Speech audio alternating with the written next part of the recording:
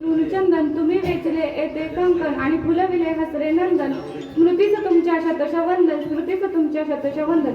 सन्मान्य व्यासपीठ, आदरणीय प्राचार्य, वंदनीय गुरुजन वर्ग आणि माझ्या मित्रमैत्रिणींनो, सर्वांना नमस्कार. मी प्रीतीताया पादुगाळ, इयत्ता 12वी सायन्सची विद्यार्थिनी असून मी आज तुम्हाला अजितदादा पवार यांच्याबद्दल जे काही भाषण सांगणार आहे ते तुम्ही शांतपणे ऐकून घ्यावे अशी नम्र विनंती करते. सर्वप्रथम सर्वांना अजितदादा यांच्या जयंतीनिमित्त शुभेच्छा देते.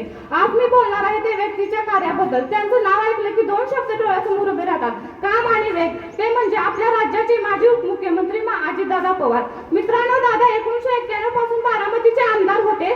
30 वर्षात त्यांनी फक्त राजकारणच केलं नाही तर महाराष्ट्राला बदलण्याचं काम केलं. त्यांचं पहिलं काम म्हणजे जलसंपदा आणि शेतकरी. 2004 ते 2009 दरम्यान ते जलसंपदा मंत्री होते. त्यावेळी राज्यात 300 लहान मोठे सिंचन प्रकल्पांना गती दिली. जलयुक्त शिवार यासारख्या योजनेमुळे गावागावात पाणी पोहोचले. म्हणूनच सर्व शेतकरी त्यांना सिंचनाचा दादा असे म्हणतात. अर्थमंत्री म्हणून राज्याचा कारभार दादांनी 10 पेक्षा जास्त वेळा राज्याचा अर्थसंकल्प केला आहे. शेतकरी कर्जमाफी, महिला बचत गट, उद्योजकांसाठी पॅकेज, पैसा कुठे खर्च करायचा हे त्यांना बरोबर कळत असेल.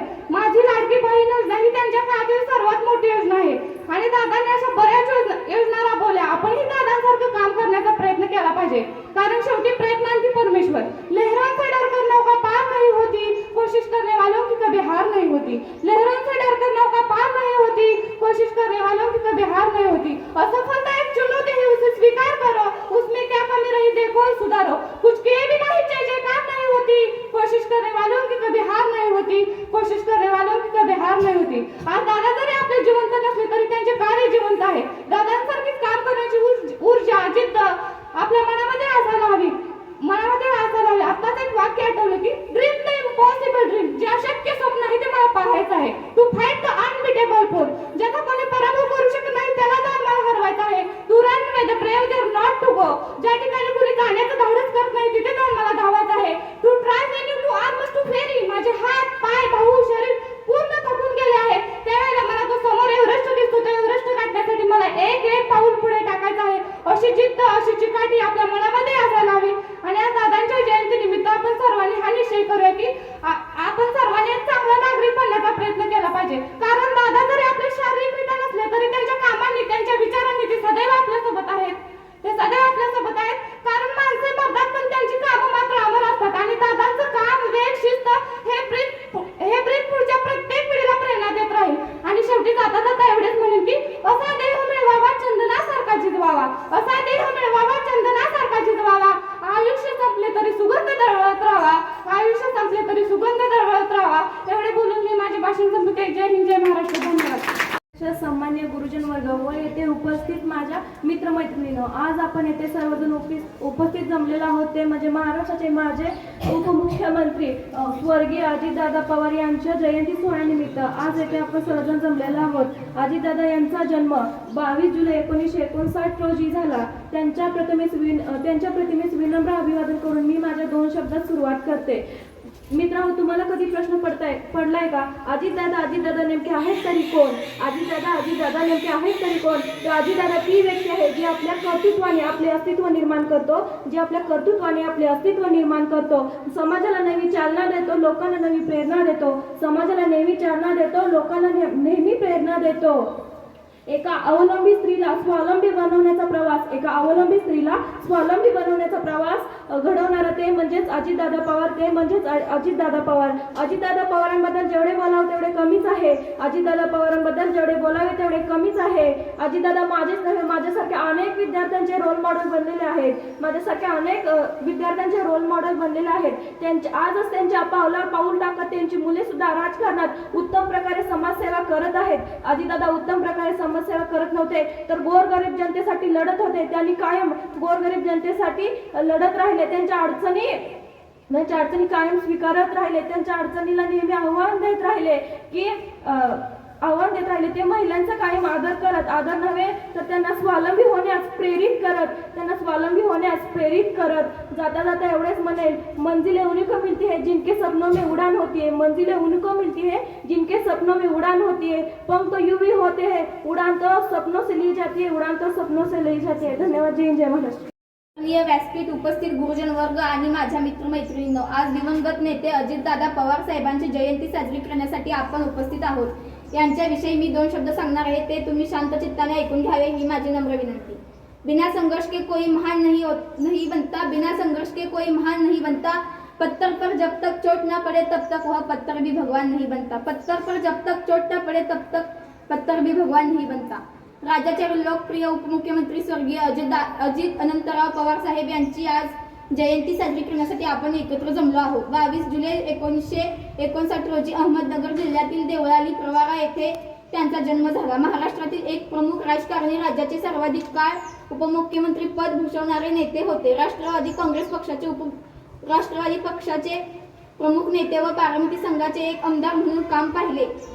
राज्याच्या राजकारणात विविध पदे भूषवत असताना त्यांनी जनमानसांशी जोडलेली नाळ कधीच तुटू दिली नाही। प्रशासकीय कामात कायम तत्पर राहून लोकांच्या सेवेसाठी पहाटे उठून काम करणारे एक शिस्तप्रिय नेते म्हणून त्यांची ओळख होती। प्रशासनावर मजबूत पकड आणि निर्णयाची अंमलबजावणी हे त्यांच्या कार्याचे वैशिष्ट्य होते। अशा कार्यकुशल नेतृत्वाच्या जयंतीनिमित्त विनम्र अभिवादन करून मी माझे 2 शब्द संपवते। जय हिंद, जय Maharashtra.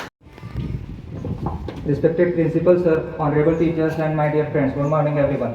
Today I have privilege of speaking about a leader whose name is closely associated with determination, discipline and development in Maharashtra. Honorable Ajit Anantrao Pawar, affectionately known as Ajit Dada Pawar. Ajit Dada Pawar was born in 22 July 1959 in Deolali Pravara, Ahmednagar district, Maharashtra.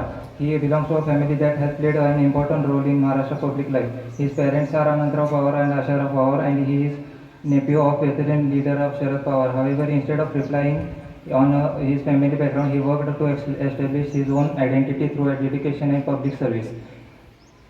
His life teaches us several points, important values. Hard work is more powerful than excuses. Discipline creates success. Leadership means accepting responsibility. Determination helps us overcome challenges. Service to society is one of their highest duties. I would like to conclude with a quote that reflects the spirit of leadership. A true leadership is not remembered for the position he holds, but for the positive difference he makes in the lives of people. Thank you everyone for patient listening. Jai Maharashtra, Jai Hind.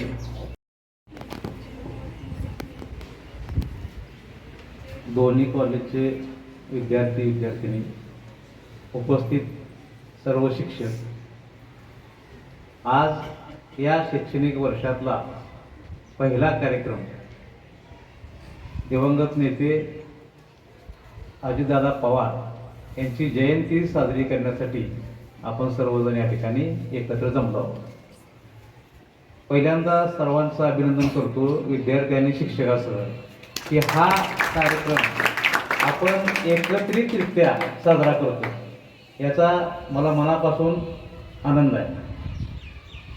याही पुढं अशाच पद्धतीचे कार्यक्रम किंवा वर्षभर जे काय नियोजन तुमचं असेल ते या पद्धतीने विद्यार्थी आणि शिक्षक असे साजरे व्हावेत ही अपेक्षा या कार्यक्रमाच्या निमित्तानं मी पहिल्यांदाच व्यक्त करतो। अजितदादा हे असं नेतृत्व होतं की महाराष्ट्रातल्या प्रत्येक गावामध्ये तळागाळापर्यंत पोचलेलं नेतृत्व त्यांच्या एका शैलीमुळं संपूर्ण महाराष्ट्रानं ओळखतो। अचानक त्यांच्यावरती काळानं घाला घातला। आज ही समाजामधील, त्यांच्या कुटुंबामधील जनता अजूनही मानायला तयार नाही की दादा आपल्यामध्ये नाही, अजूनही ते असल्याचा भास होतो।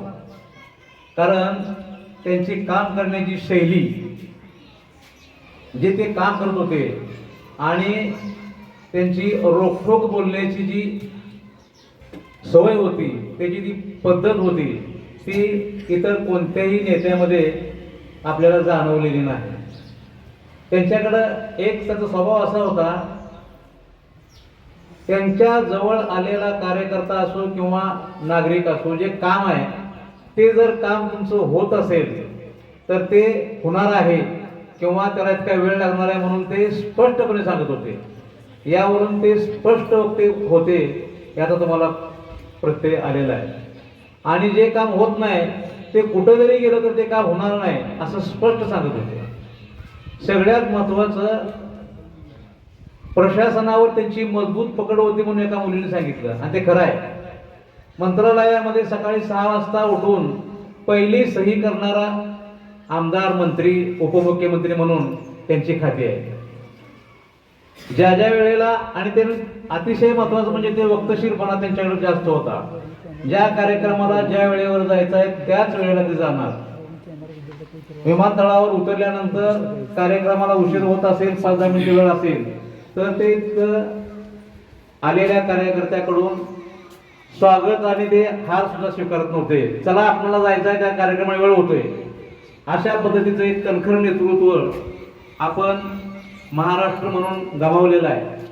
निश्चितपणे या पुढील काळामध्ये ती पोकळी कधीही भरून निघणार नाही, आणि महाराष्ट्र न लाभलेल्या एका मुख्यमंत्र्याला पोरका झालाय. अशा पद्धतीची खंत आज तुम्ही जर पेपर वाचला किंवा सोशल मीडियावरती जर पाहिलं, प्रत्येकाने, प्रत्येक पक्षाच्या, विरोधी पक्ष असो किंवा त्यांचा पक्ष असो किंवा राजकीय नेते मंडळी असो, सगळ्यांनी या पद्धतीच्या भावना आज व्यक्त केलेल्या आहेत. त्याची जाणीव आपल्याला या निमित्तानं मी तुम्हाला करून देतो. प्रशासनमध्ये काय असतं हे दादाकडे पाहून बरेच जण शिकलेले.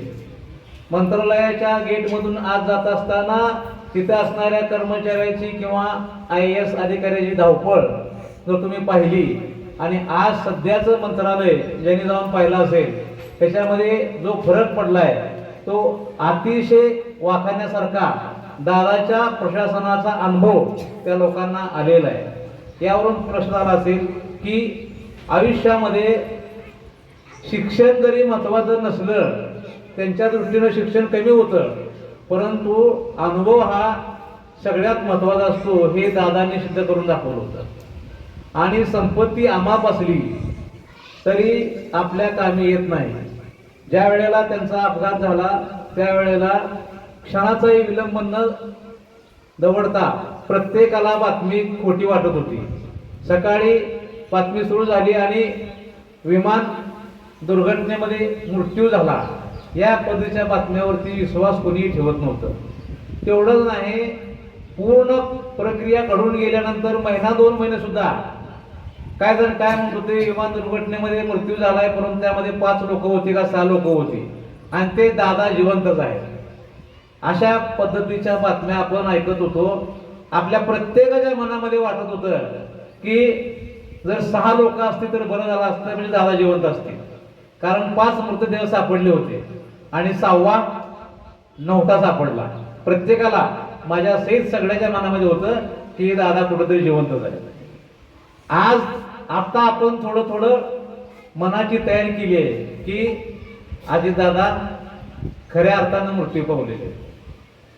अशा पद्धतीचा चटका लावून जाणारं नेतृत्व आज आपण सर्वजण, सगळा महाराष्ट्र हळहळतोय.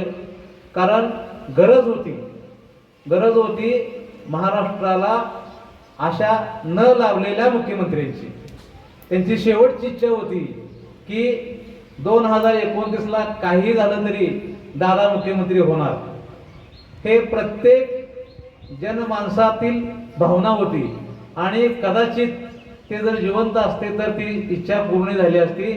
आज देखील जे आंदोलन चालू आहे विद्यार्थ्यांचं, त्या आंदोलनामध्ये देखील मुलांमध्ये किंवा संपूर्ण महाराष्ट्रामध्ये हळहळ व्यक्त होते की आज दादा असते तर काहीतरी निर्णय वेगळा झाला असता, किंवा त्यांच्या पाठीमागे आपण उभं राहिलो असतो. ही सगळं विस्कटलेली जी घडी आहे दादा बसवू शकले असते. अशा पद्धतीची भावना त्यांच्या नेतृत्वामुळे महाराष्ट्रामध्ये निर्माण झालेली आपण सर्वजण पाहू शकतो. अतिशय कणखर अशा नेतृत्वाला महाराष्ट्र पोरका झाला.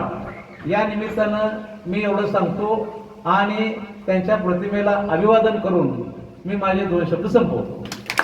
जुलै 1959 ते आजचा दिवस, म्हणजे जन्मदिवस ते जयंतीपर्यंतचा प्रवास, एकूणच असणारी दादाची लोकप्रियता, प्रशासनावरची पकड, त्यांची राजकीय समज, मी तर म्हणेन की दादासारख्या माणसांची भूराजकीय समज इतकी मोठी होती. त्यामुळं सांध्यापासून बांध्यापर्यंतचा सगळा महाराष्ट्र प्रशासनापासून पोलीस विभागापासून महसूल खात्यापासून सर्वजण त्यांना आदरानं दादा म्हणत असत. अशा दादांना आपण पोरके झालो आदरणीय प्राचार्यांनी आपल्या भाषणातून त्यांच्या स्मृतींना उजाळा दिला. धन्यवाद साहेब. यानंतर एक गोष्ट लक्षात घ्या, आज दादांचा जन्मदिवस आहे, तसा विद्यमान मुख्यमंत्री फडणवीस साहेब यांचाही वाढदिवस आहे. त्यांचाही वाढदिवस या ठिकाणी आपण शुभेच्छा दिव्या टाळ्या वाजवून त्यांना सुद्धा एक उपमुख्यमंत्री आज हयत नाही आहेत, परंतु सध्या जे मुख्यमंत्री आहेत ते सुद्धा तितकेच लोकप्रिय आहेत, आदरणीय आहेत. त्यांची सुद्धा प्रशासनावर तितकीच पकड आहे. दोघांच्याही नेतृत्वामध्ये महाराष्ट्राची घोडदौड सध्या सुरू आहे. त्यांचाही वाढदिवस आज असल्यामुळं त्यांना आपण शुभेच्छा या ठिकाणी देऊ केलेल्या आहेत. यानंतर या कार्यक्रमाची सांगता करण्यासाठी मी आपले समिती सदस्य माझे सहकारी मित्र घुले सर यांना विनंती करतो की आपण या ठिकाणी आभार प्रदर्शनाने या कार्यक्रमाची सांगता करावी. आज आपण या ठिकाणी अजितदादांच्या जयंतीनिमित्त जमा झालेलो आहोत आणि असेच कार्यक्रम आपल्या या प्रशालेत इथून पुढे होणारच आहेत. आणि आजच्या या कार्यक्रमासाठी प्रमुख उपस्थिती म्हणून आपले ज्येष्ठ जाधव सर तसेच आपल्या कॉलेजचे प्राचार्य श्री दत्तू सर हे आपल्याला पाहुणे आणि अध्यक्ष म्हणून लाभलेले आहेत. आणि आमच्या समितीचे सर्व सदस्य यांनीही चांगल्या पद्धतीनं कार्य केलं, त्याबद्दलही त्यांचं मी मनपूर्वक आभार मानतो. त्याचबरोबर प्रशालेचे इतर शिक्षक यांनीही हा कार्यक्रम व्यवस्थितपणे पार पाडावा यासाठी पूर्ण क्षमतेनं काम केलं, त्यांचाही मी आभार मानतो. त्याचबरोबर शिक्षकेतर कर्मचारी यांनीही हे कार्यक्रम पार पाडण्यासाठी अतिशय मोलाचं योगदान दिलं, त्यांचंही मी इथं आभार मानतो आणि हा कार्यक्रम इथं संपला असं जाहीर करतो.